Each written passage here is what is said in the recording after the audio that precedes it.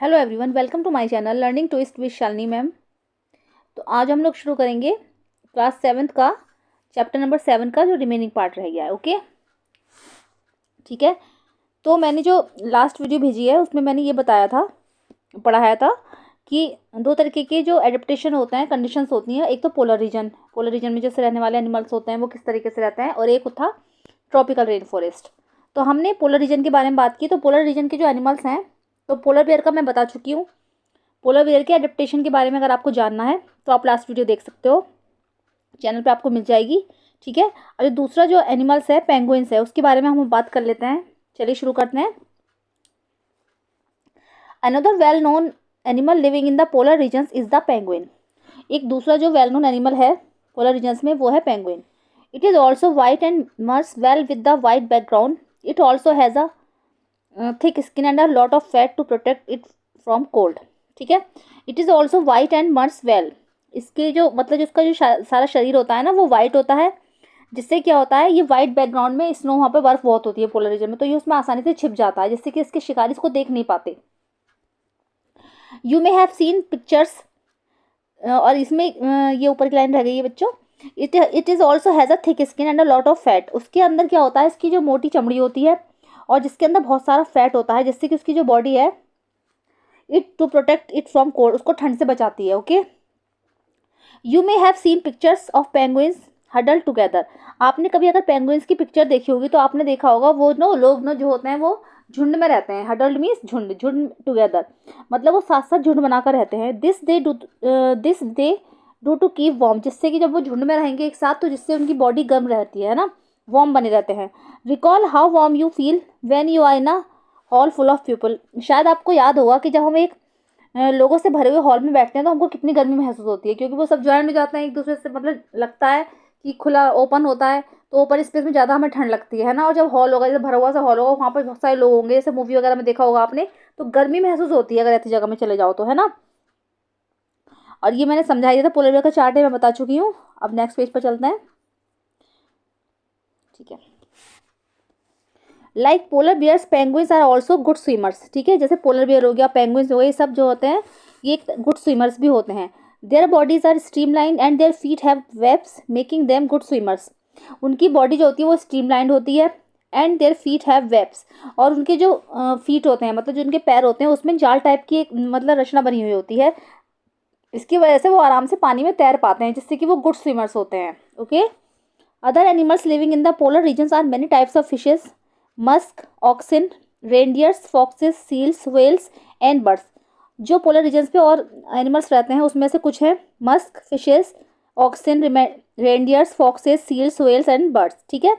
It is to be noted that while fish can remain under cold water for long birds must remain warm to survive. Okay. आपने कभी notice किया होगा कि जो मछली होती है वो ठंडे पानी में रह लेती है, लेकिन जो चिड़ियाँ होती हैं, पक्षी जो होते हैं, उन वो ना वो इस तरीके से उसमें सर्वाइव नहीं कर पाते। देखा होगा, उनको गर्मी चाहिए होती है। They migrate to warmer regions when winter sets in. तो वो क्या करते हैं, जब विंटर्स आती हैं तो वो गर्म जगह पे माइग्रेट कर जाते हैं। माइग्रेट करना मतलब जैसे कि वो वहाँ पर सर्वाइव नहीं कर पा रहे ठंड में, तो वो अपने अडेप्टेशन के लिए यहाँ से ठंड से गर्म जगह चले जाते हैं। ठीक है। They come back after the winter is over, और वो वहाँ से तभी वापस आते हैं जब विंटर ओवर हो जाते हैं। ठीक है। You know probably that India is one of the destination of many of these birds. क्या आप जानते हो कि इंडिया जो है एक वन ऑफ द डेस्टिनेशन है, एक बहुत अच्छा पार्ट है, एक डेस्टिनेशन है बहुत सारी पक्षियों के इधर आने का। आपने देखा होगा कभी कभी झुंड में चल के आपको कभी कभी दिखाई देते हैं पक्षी, है ना, आकाश में। तो वो क्या होता है, वो उनके लिए एक डेस्टिनेशन है। जब उधर की साइड ठंड पड़ने लगती है पोलर रीजन्स पे, तो वो गर्म देशों में भागते हैं। तो ठीक है, इंडिया जो है इसका एक महत्वपूर्ण स्थान है। यू मस्ट हैव सीन और heard about the Siberian crane that comes from Siberia to place like Bharatpur in Rajasthan and Sultanpur in Haryana. ठीक है।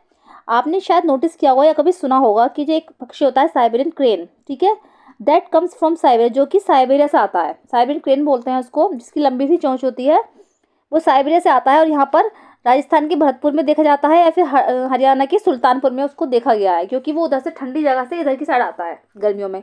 एंड सम ओके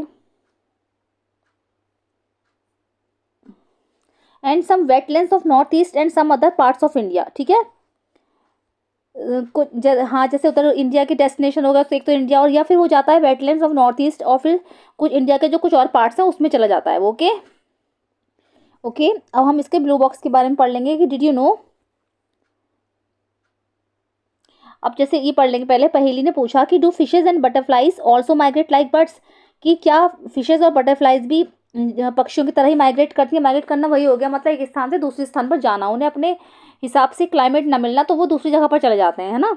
तो उसने सोचा कि क्या फिशेज और बटरफ्लाइज भी माइग्रेट करती हैं पक्षियों की तरह। तो अब हम पहले ये पढ़ लेंगे ब्लू बॉक्स में। Some migratory birds travel as much as 15,000 kilometre to escape the extreme climatic conditions at home. कुछ माइग्रेटरी बर्ड्स जो होते हैं, पक्षी होते हैं, वो किस स्पीड पर ट्रैवल करते हैं, 15,000 kilometre to escape the extreme climatic condition, जो घर से अपने 15,000 किलोमीटर की ऊंचाई पर उड़ते हैं। Generally they fly high where the wind flow is helpful, the cold conditions allow them in disperse the heat generated by their okay flight muscles, ठीक है। इतनी ऊंचाई पर वो हमेशा उड़ते हैं, जिससे कि क्या होता है, जब वो ऊंचाई पर उड़ते हैं तो जिससे कि वो हवा जो बह रही है वो उनके लिए हेल्पफुल हो, और जो ठंडी कंडीशंस हैं वो ठंडी जगह से गर्म जगह जाते हैं। जब वो इतनी ऊंचाई पर उड़ते रहेंगे तो उनके क्या होगा, उनकी बॉडी में हीट जनरेट होगी, गर्मी निकलेगी, और जिससे उनकी जो फ्लाइट मसल्स थी वो गर्म हो जाएंगी, है ना। But how these birds travel to the same place year after year is still a mystery. लेकिन इस बात का आज तक रहस्य बना हुआ है कि ये जो पक्षी होते हैं ये सेम प्लेस पर ही क्यों माइग्रेट करते हैं, मतलब हर साल उसी जगह पर क्यों जाते हैं। It seems that these birds have a built in sense of direction and know in which direction to travel. ऐसा प्रतीत होता है, शायद ऐसा देखा जाता है कि पक्षियों में क्या होता है, एक सेंस ऑफ डायरेक्शन होता है, और and know in which direction, और उनको पता होता है कि उनको किस दिशा में जाना है। Some birds probably use landmarks to guide them, और कुछ बर्ड्स में क्या होता है, लैंडमार्क्स उनको गाइड करने के लिए, जैसे एक पक्षी आगे चलेगा और बाकी सारा उनका झुंड पीछे चलेगा, तो उनको गाइड करने के लिए भी एक लैंडमार्क होता है।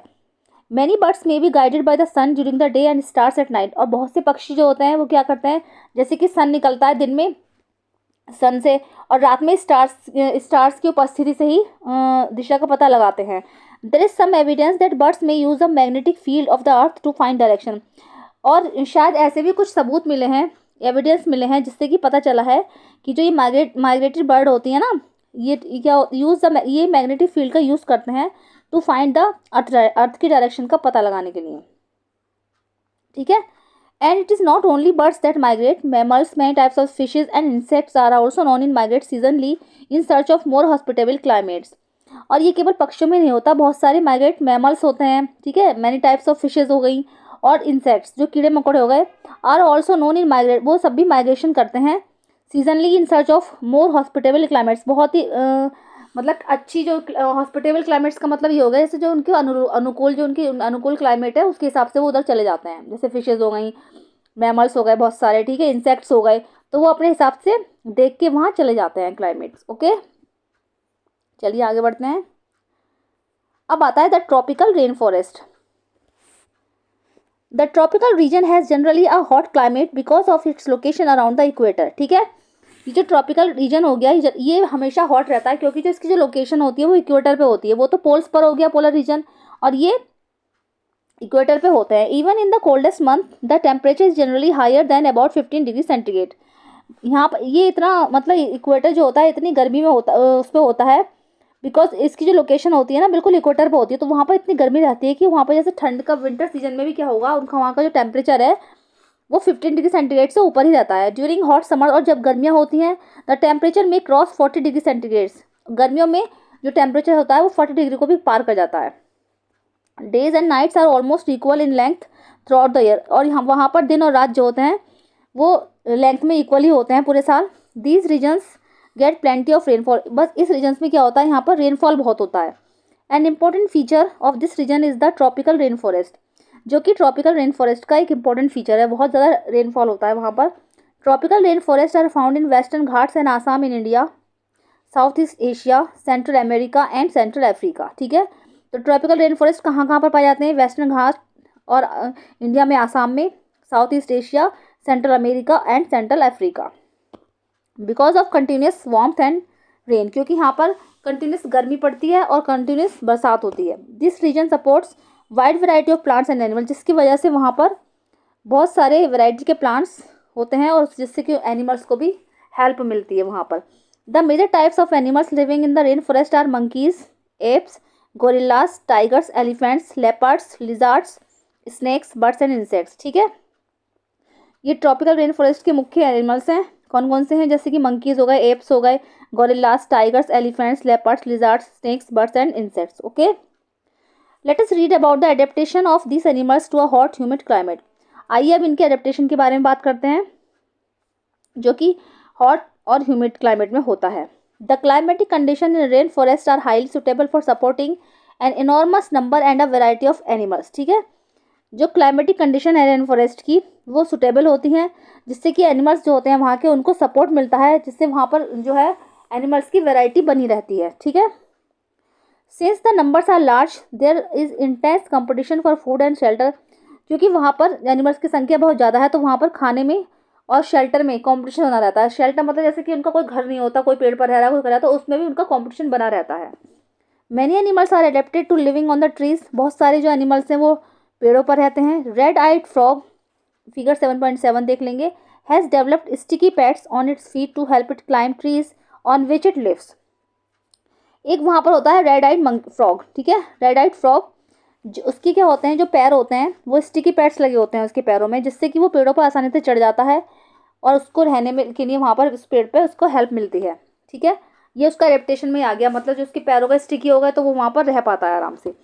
To help them live on the trees, monkeys have long tails for grasping branches. ठीक है, पेड़ों पर उसकी लाइफ को ईजी बनाने के लिए फिर उसकी हेल्प करने के लिए मंकीज के पास एक लॉन्ग टेल्स होती है जिससे वो ब्रांचेस पे आसानी से उनको होल्ड करके पकड़ सकता है।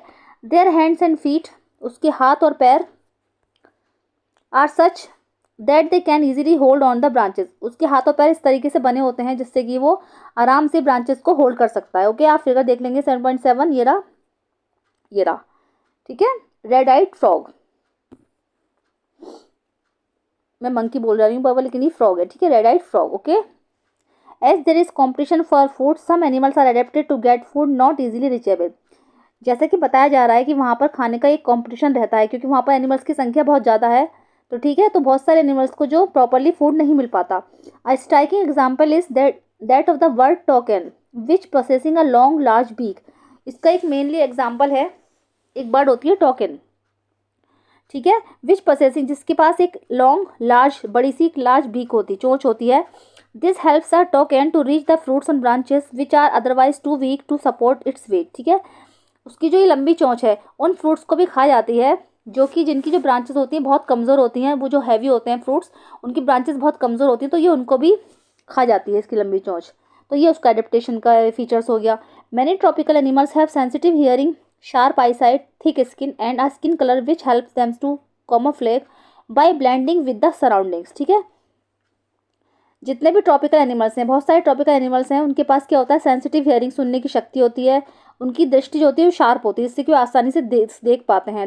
थिक स्किन, उनके पास मोटी स्किन होती है, एंड अ स्किन कलर, और उनका जो कलर होता है वो स्किन कलर का होता है जिससे कि वो अपने शिकारियों से आसानी से छुप पाते हैं, जिससे उन्हें छुपने में हेल्प मिलती है। कैमोफ्लेज मीन्स हो गया छुपना। By blending with the surrounding, अपने चारों तरफ, जो उनके चारों तरफ आसपास अगर कोई शिकारी है तो उससे उनको छुपने में भी हेल्प मिलती है। कैमोफ्लेज मीन्स छुपना। This is to protect them from predators, जिससे कि उन्हें अपने शिकारी से सुरक्षा मिलती है, प्रोटेक्ट करता है वो। For example big cats, okay, example के लिए जैसे बिग कैट्स हो गई, lions and tigers, okay, have thick skins and sensitive hearing. आपने देखा होगा कि एग्जाम्पल के लिए जैसे बड़ी बड़ी बिल्लियाँ हो गई, लॉयंस हो गए, टाइगर्स हो गए, उनके पास थिक स्किन्स होती है और उनकी जो सुनने की शक्ति होती है वो भी सेंसिटिव होती है। ओके, चलिए आगे बढ़ते हैं। The lion tailed macaque also called beard ape, ठीक है, lives in the rain forest of Western Ghats. ठीक है, एक लॉयन टेल मैकाऊ होता है, ये रहा, ये तो टोकेन हो गई लंबी चोंच वाली, और ये मैकाऊ हो गया। ठीक है, लॉयन टेल, इसकी जो पूंछ होती है वो लॉयन की तरह होती है और इसको बोलते हैं बियर्ड एप। ठीक है, ये कहाँ रहता है, ये रेन फॉरेस्ट, ये वेस्टर्न घाट्स के रेन फॉरेस्ट में रहता है। It is most outstanding feature is the silver white mane which surroundings the head from the cheeks down to its chin. इसका जो मेन फीचर है वो इसके जो वाइट कलर के ये जो बाल हैं ये है। ठीक है, ये कहाँ, ये इसके गाल से लेकर चिन तक होते हैं, मतलब ठोड़ी तक होते हैं गाल से लेकर, और इसके सर पे भी होते हैं बाल। ठीक है, it is a good climber and spends a major part of its life on the tree. ये एक गुड क्लाइंबर है, मतलब पेड़ों पर आसानी से चढ़ जाता है और इसका जो लाइफ का बहुत बड़ा पार्ट जो होता है वो पेड़ों पर ही व्यतीत होता है। It feeds mainly on fruits, it also eat seeds, young leaves, stems, flowers and buds. ये मेनली फ्रूट्स खाता है, उसके अलावा ये बीज खाता है और जो यंग लीव्स होती हैं उनको खाता है, पत्तियाँ, स्टेम्स स्टेम्स खा लेता है, फ्लावर्स एंड कलियाँ, ये कलियाँ भी खाता है। This beard ape also searches for insects under the bark of the trees. ये जो बियर्ड ऐप है ये पेड़ की जो खाल होती है उसके अंदर छुपे हुए इंसेक्ट्स को भी खा जाता है। Since it is able to get sufficient food on the trees, इसीलिए ये जो पेड़ों के अंदर छुपा हुआ भोजन है उसको ढूंढने के लिए सफिशिएंट है। It really comes down on the ground, ये अपना पेड़ों से ही अपना भोजन प्राप्त करता है, उसके अंदर छोटे मोटे वो कीड़े मकोड़े भी खा जाता है, इसीलिए ये जो ग्राउंड पर मेनली कम ही आता है, ये हमेशा ज़्यादातर पेड़ों पर ही रहता है। ओके, बियर्ड ऐप जो है। Another well known animal of Indian tropical rain forest is the elephant. अब दूसरे एनिमल की अगर हम बात करें तो ट्रॉपिकल रेन फॉरेस्ट में जिसको हम सब आसानी से जानते हैं तो ये है एलिफेंट होता है, ठीक है। ओके, फिगर 7.11 देख लेंगे। It has adapted to the conditions of rain forest in many remarkable veg.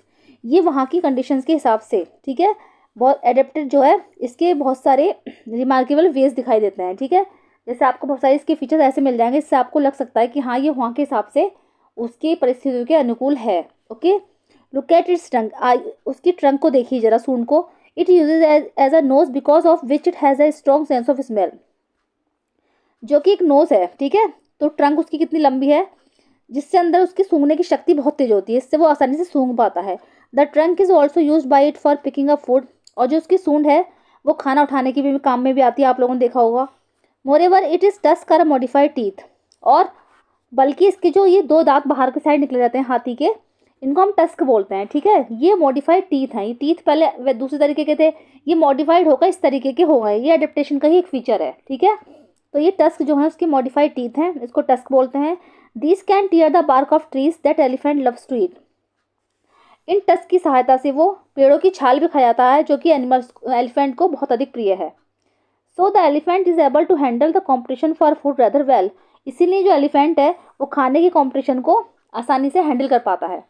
Large ears of the elephant help it to hear even very soft sound, और हाथी के जो बड़े बड़े कान होते हैं, ठीक है, उसकी सहायता से वो आसानी से सुन पाता है, और इसके वजह से बहुत ही सॉफ्ट साउंड भी वो सुन लेता है। Okay, they also help the elephant to keep cool in the hot and humid climate of the rain forest. इसके जो बड़े बड़े कान हैं इसकी वजह से, ठीक है, वो एलिफेंट को वो जो कान है उसकी वजह से उसको मतलब कूल रखते हैं हॉट एंड ह्यूमिड क्लाइमेट में। जो रेन फॉरेस्ट में हॉट और ह्यूमिड क्लाइमेट होती है उसकी वो उसके ईयर की सहायता से उसको ठंडक मिलती रहती है, ठीक है। उसके जो बड़े बड़े कान है उसकी हेल्प करते हैं, तो ये भी एडेप्टेशन का एक फीचर ही हो गया, ठीक है। चलिए, तो आपका लेसन यहीं पर फिनिश होता है। अगर आपको कोई भी डाउट हो तो आप कमेंट बॉक्स में कमेंट करके मुझसे पूछ सकते हैं। चलिए, तो कैसी लगी मेरी वीडियो जरूर बताइएगा। अगर आप मेरे चैनल पे फर्स्ट टाइम विजिट कर रहे हैं तो प्लीज़ प्लीज़ उसको सब्सक्राइब कीजिएगा। मिलते हैं नेक्स्ट वीडियो में। Thank you so much.